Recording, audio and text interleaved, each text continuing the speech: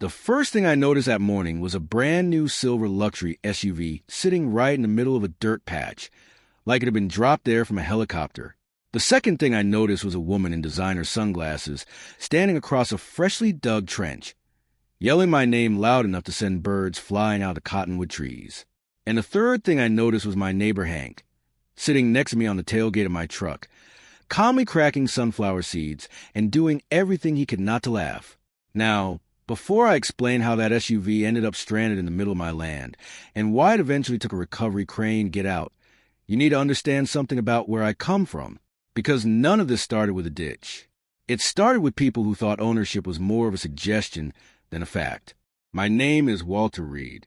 I'm 60 years old, and my family has worked the same land in western Oklahoma for nearly a century. My grandfather bought this place back when most roads were still dirt and neighbors settled disputes with handshakes instead of lawyers. Growing up, I learned two simple rules. Respect other people's property, and if someone politely asks you to move your truck, you move it. For most of my life, those rules worked just fine. Then Silver Creek Estates showed up. About 4 years ago, developers bought a massive stretch of pasture along my eastern fence line. Within months, the bulldozers came, then excavators, then survey crews, then construction teams. Day after day, I watched open prairie disappear under concrete, asphalt, and rows of houses that all looked so identical I honestly wonder how anyone found their way home at night. The brochures called it luxury country living. By the time they were finished, there wasn't much country left. Eventually, the neighborhood filled up with families, retirees, remote workers, and people who wanted the idea of rural life without actually living around farmers. Most of them were decent. We'd wave when passing by. Some even bought fresh hay from me. Then there was Vanessa Cole. Vanessa became president of the Homeowners Association before half the houses were even occupied. Nobody really knew how she got elected so quickly, but somehow she positioned herself as the authority over everything inside those neighborhood gates. And Vanessa loved authority. Every morning around 8:30, she drives slowly through the subdivision in her spotless silver SUV, stopping every few houses to inspect something. A trash can left out too long, a flower bed she didn't approve of, a basketball hoop that apparently offended her sense of order. She carried a thick black clipboard everywhere. Not a notebook, not a folder. A clipboard, the kind people carry when they want everyone to know they're in charge. My old cattle dog, Duke, hated her on sight. The first time he saw her walking along the fence line, he let out a low growl that sounded like a diesel engine struggling to start in winter. Turns out, Duke had good instincts. Behind Silver Creek Estates ran a private farm access road. It stretched nearly a mile along my eastern boundary and connected multiple grazing fields. I used it every day. Tractors used it. Feed trucks used it. Equipment trailers used it. Most importantly, it belonged to me. There were signs everywhere. Private property. No trespassing. Authorized vehicles only. You'd have to work pretty hard to miss them. One Tuesday morning, I was hauling fencing supplies to the south pasture when I came around a bend and slammed on the brakes. Vanessa's SUV was parked directly in front of my main equipment gate, dead center, completely blocking it. I shut off the engine and sat there staring through the windshield. Maybe she'd be back in a minute. 5 minutes passed. Then 10. Then 20. Finally, I spotted her walking along the neighborhood side of the fence with another HOA board member trailing behind her carrying paperwork. I stepped out. Morning. I called. She glanced at me. Not friendly. Not hostile. Just mildly annoyed that I existed. You're blocking my gate. She looked at the SUV. Then back at me. I'm conducting association business. I honestly thought she was joking. That's great, I said, but I need to get through. She sighed dramatically and adjusted her sunglasses. You can wait. Now, I don't know about you, but there's something special about being told to wait on your own property. Something that hits deep. Still, I kept my voice calm. Ma'am, this is private land. Her lips tightened. We have maintenance access rights along this perimeter. No, you don't. Actually, we do. The confidence in her voice would have been impressive if she hadn't been completely wrong. Eventually, She moved the SUV and drove off, but the look she gave me before leaving stuck with me. It wasn't embarrassment. It wasn't understanding. It was irritation, like I had inconvenienced her just by expecting basic respect. Standing there in the dust, watching her disappear down the road, I had a feeling this wasn't the last time we'd have this conversation. I just didn't realize that before it was over, she'd turn a simple parking dispute into the most expensive lesson of her life. For a while, I convinced myself it had just been a one-time mistake. People get confused. Maybe she thought the access road belonged to the county. Maybe someone gave her bad information. Maybe common sense would eventually win. Looking back, I don't know if I was being optimistic or just naive. 3 days later, I walked down my mailbox and found a large white envelope waiting for me. The return address read, Silver Creek Estates Homeowners Association. I stood there under the Oklahoma sun, staring at it, wondering why an HOA I didn't belong to was sending me mail. Then I opened it. Inside was a formal notice. Not a letter, not a request, a violation notice. According to Vanessa and the HOA board, dust from my tractors was drifting across the fence and creating an unacceptable nuisance for neighborhood residents. The notice demanded I water down my farm roads twice daily to reduce airborne particles. Failure to comply would result in fines. Fines from an HOA to a man who didn't live in the HOA. I read it twice. Then I laughed so hard I nearly dropped it. When I got home, I showed it to my wife, Linda. She read it quietly at the kitchen table while sipping her coffee. Then she lowered the paper and asked the exact question I was thinking. Can it even do this? No, I said, not even a little. She folded the notice and slid it back across the table. Well, that's probably not a great sign. She was right, because that letter wasn't really about dust. It was about control. Vanessa wasn't upset about dirt. She was upset someone had told her no. The following week, I saw the silver SUV again. Same road, same gate, same confidence. Only this time, she brought a folding chair. I wish I were joking. She had set up a portable lawn chair right in the middle of my access road and was sitting there sipping iced tea while watching landscapers work along the neighborhood fence. I shut down my tractor and walked over. About halfway there, I noticed Hank standing by his fence post, watching the whole scene. Hank was the kind of man who didn't talk much unless he had something worth saying. He'd farmed next to me for nearly 20 years and understood people better than most psychologists. He took one look at Vanessa, sitting there, and slowly shook his head. That's trouble, he muttered. Sure is, I said. When I reached the gate, Vanessa didn't even bother standing up. Afternoon, I said. She glanced over her sunglasses. I'm busy. I can see that. The corner of her mouth twitched. Not quite a smile, more like someone enjoying an argument before it starts. You need to move. She took a long sip of her drink. I've already explained our access rights. No, I said. You explain what you think your access rights are. That got her attention. She stood up slowly, like an actress preparing for a big scene, and pointed her clipboard directly at me. I've spoken with legal counsel. Whenever someone says legal counsel instead of lawyer, you know something ridiculous is coming. We have authority to inspect and maintain property adjacent to our infrastructure. No, you don't. We absolutely do. No. Yes. For a moment, we just stood there. Then she smiled. Not a friendly smile. The kind people wear when they think they've found leverage. If necessary, she said, our attorney can review zoning compliance for your agricultural operation. There it was. The threat, clear and direct. I looked at her for a few seconds. Then I glanced at Hank. He was watching quietly. Finally, I nodded. All right. No argument. No raised voice. I turned and walked away. And somehow, that bothered her more than if I had yelled. People like Vanessa expect resistance. They expect drama. Silence confuses them. Over the next week, I installed 4 large metal signs along the access road. Bright red. Impossible to miss. Private property. No parking. Unauthorized vehicles will be removed. I spaced them about 50 yards apart. If someone missed one, they'd see the next, and the next, and the next. 2 days later, Vanessa parked right beside one. At that point, I tried the simple solution. I called a towing company. The owner, Rick, picked up on the second ring. He'd pulled equipment out of muddy fields for me before. Good man. Practical man. I explained the situation. Private road. Clearly marked.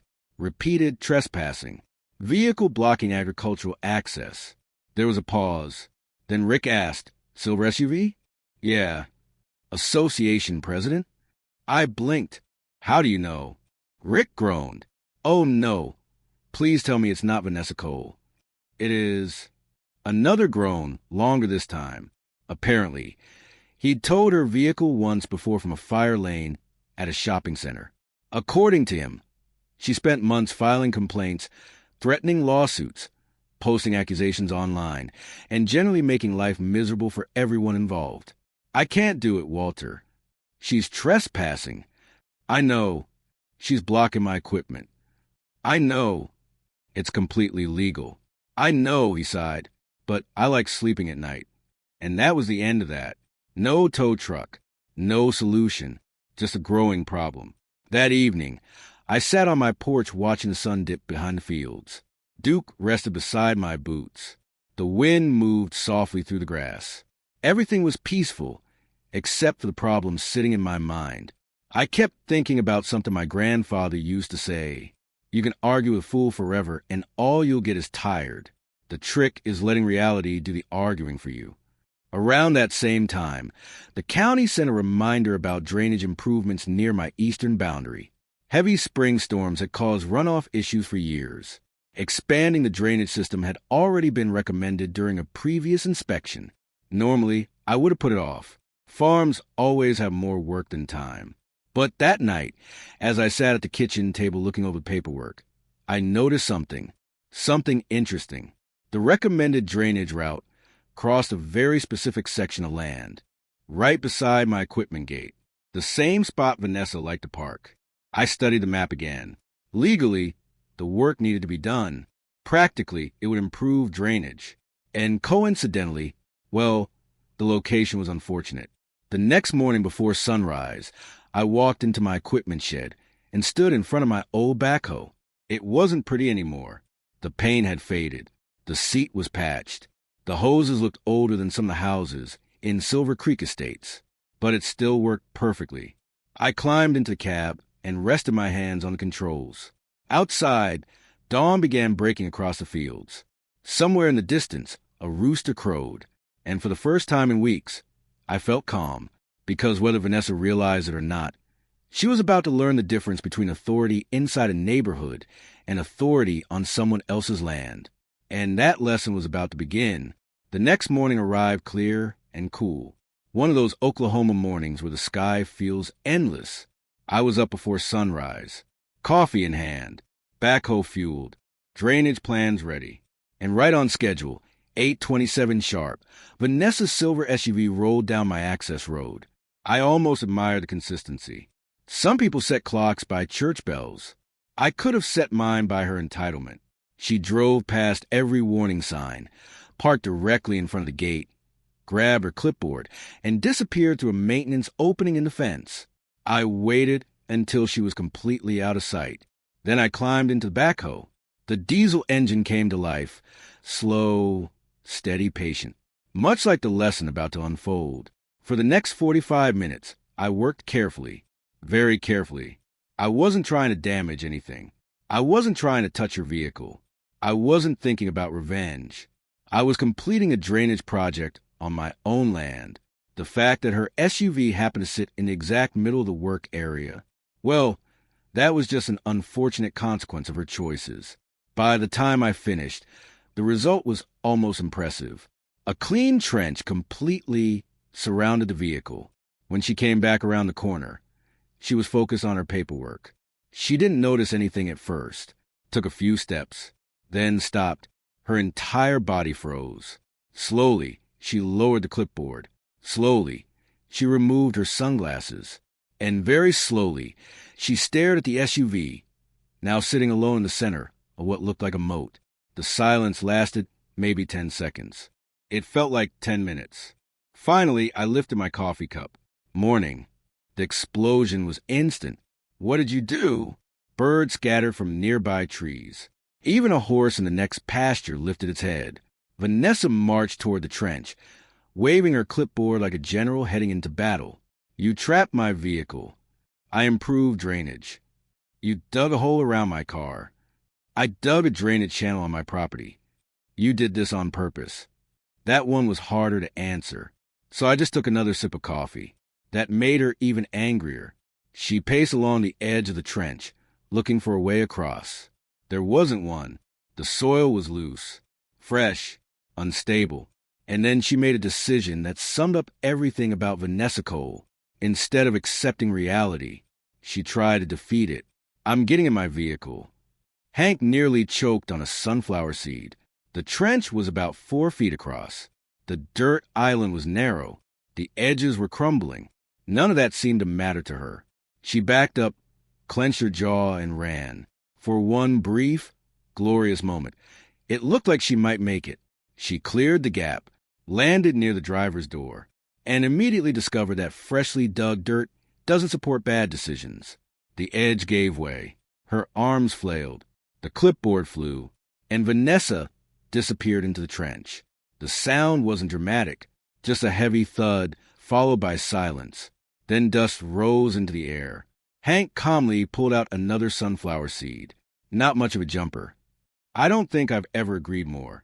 Within minutes, residents started gathering along the fence. Word spreads fast, especially when the HOA president falls into a ditch. Some look concerned. Most look entertained. A few looked suspiciously pleased. Eventually, Vanessa climbed out, covered in dirt, furious beyond words, and immediately called the sheriff. About 30 minutes later, Deputy Carson Miller arrived. Carson had grown up farming not far from my place. When he stepped out of his cruiser and saw the scene, he stopped, looked at the trench, looked at the SUV, looked at Vanessa, then quietly turned away for a moment. His shoulders shook once, maybe twice. When he turned back, he was professional again.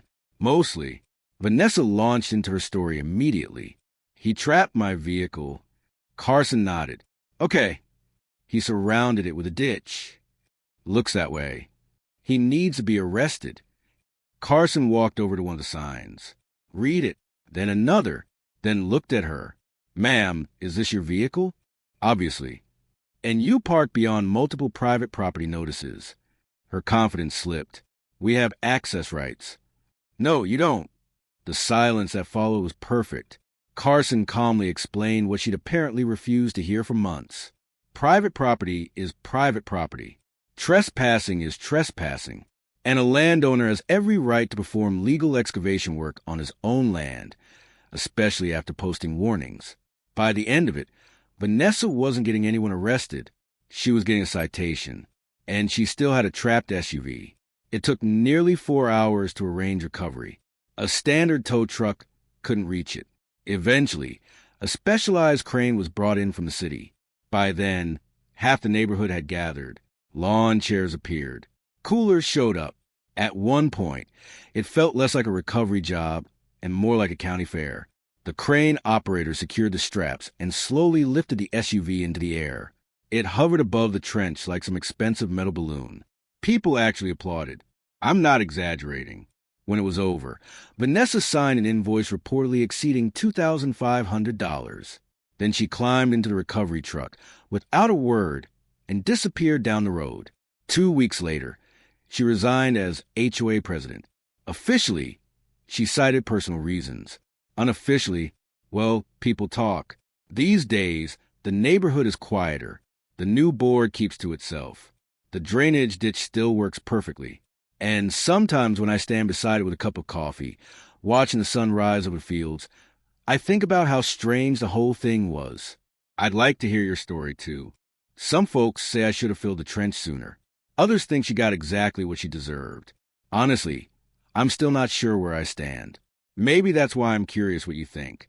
If you were in my position, would you have handled it differently? Or was that the only way someone like Vanessa was ever going to learn that respect goes both ways? Let me know. And if you've ever dealt with a neighbor, an HOA, or someone who thought rules didn't apply to them, I'd like to hear your story too.